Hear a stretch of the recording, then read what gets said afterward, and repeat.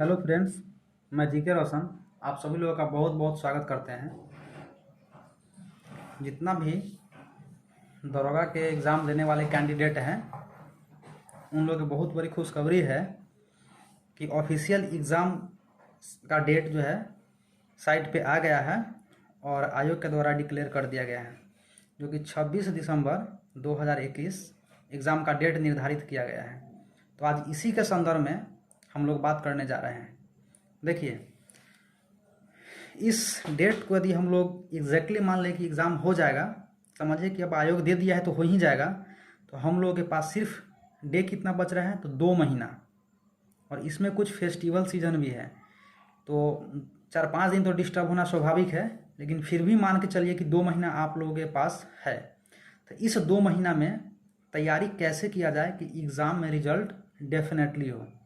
तो देखिए, सबसे पहले हम लोग को ध्यान देना पड़ेगा कि किस सेक्शन से कितना क्वेश्चन आयोग पूछता है, यानी कि आयोग का नज़र कौन से टॉपिक पे ज़्यादा है। तो हम लोग देखते हैं सबसे पहले करेंट अफेयर का वेटेज एग्जाम में 25 क्वेश्चन का है, इनमें भी 30 भी हो सकता है, इसमें बहुत बड़ी बात नहीं है।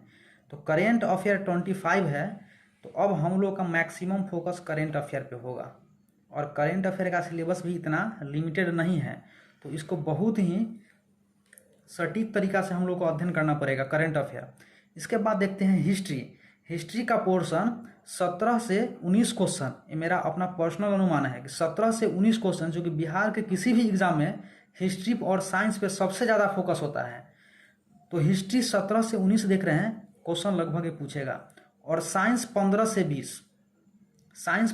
20, और इस साइंस में मैक्सिमम क्वेश्चन तो बायोलॉजी का रहता है, लेकिन उलट फेर कर भी सकता है। हो सकता है कि फिजिक्स का क्वेश्चन ज़्यादा डाल दे और बायोलॉजी का कम, लेकिन फिर भी मान के चलिए कि ट्रेंड लगभग वही रहेगा, बायो से ही ज़्यादा क्वेश्चन पूछा जाएगा।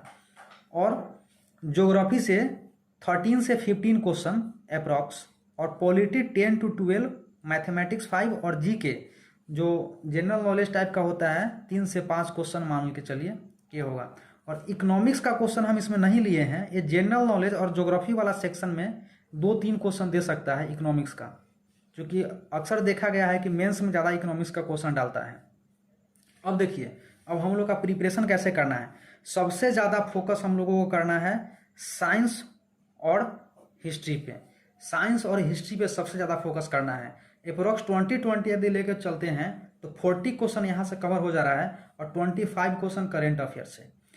और साइंस और हिस्ट्री के बाद हम लोग सबसे ज़्यादा फोकस करेंगे ज्योग्राफी में कुछ सेलेक्टेड टॉपिक्स।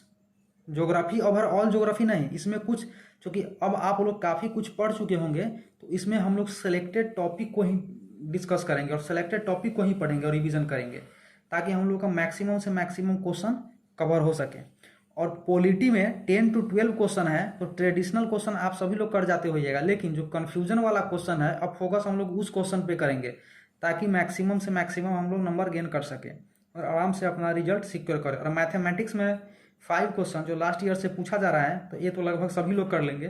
तो इस पोर्शन पे ही हम लोग को ज़्यादा फोकस करना है, करेंट अफेयर, हिस्ट्री और साइंस। और इधर इतना होने के बाद ज्योग्राफी में हम लोग सेलेक्टेड करेंगे, और इतना करने के बाद रिजल्ट आप लोग का बहुत आराम से हो जाएगा, कोई परेशानी नहीं होगी। बस ये 60 डे का आप लोग अच्छा तरीका से यूटिलाइज कीजिए, और मेन फोकस कीजिए रिवीजन पे।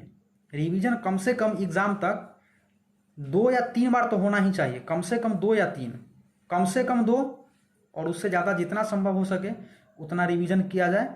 और कोई भी नया बुक प्रीफर नहीं कीजिए, और प्रीवियस ईयर क्वेश्चन जितना हो सके सोल्व कीजिए, या तो एसएससी का हो या घटना चक्र का हो। और घटना चक्र हिस्ट्री में एंशिएंट और मेडाइवल हो सके तो स्किप ही कीजिएगा, नहीं तो टाइम बर्बाद होगा आप लोगों का। और इतना कीजिए और अपना रिजल्ट सिक्योर कीजिए। बहुत बहुत शुभकामनाएं, बहुत बहुत धन्यवाद।